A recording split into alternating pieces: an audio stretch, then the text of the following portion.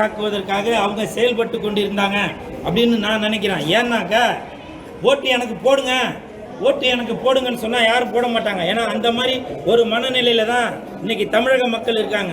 நீங்கள் சவுத்தில் எழுதி வச்சிருப்பாங்க, இங்கு சிறுநீர் கழிக்காதீர்கள் அப்படின்னு. அங்கே தான் போய் சிறுநீர் கழிப்போம்.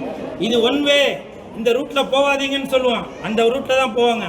அதே மாதிரி தான் நம்ம சாட்டை துரைமுருகன் அவர்களும் பிக் பாஸ் ஜூலி அவர்களும் விஜய்க்கு ஓட்டு போடாதீங்க அப்படின்னு சொல்லிட்டே வந்தாங்க. மக்கள் மனசுல நல்லா பதிஞ்சிருச்சு. ஓஹோ, அப்போ வந்து நம்ம விஜய்க்கு தான் ஓட்டு போடணும் போல, நமக்காக அவங்க கேன்வாஸ் பண்றாங்க போல அப்படின்ட்டு தான் சாட்டை துரைமுருகனும் பிக் பாஸ் ஜூலி அவர்களும் சொல்லியதை அப்படியே செயல்படுத்தி இன்னைக்கு வந்து உலகம் முழுவதுமே இருந்து விசிலடிக்க வச்சுட்டு இருக்காங்கன்னு நினைக்கிறேன்.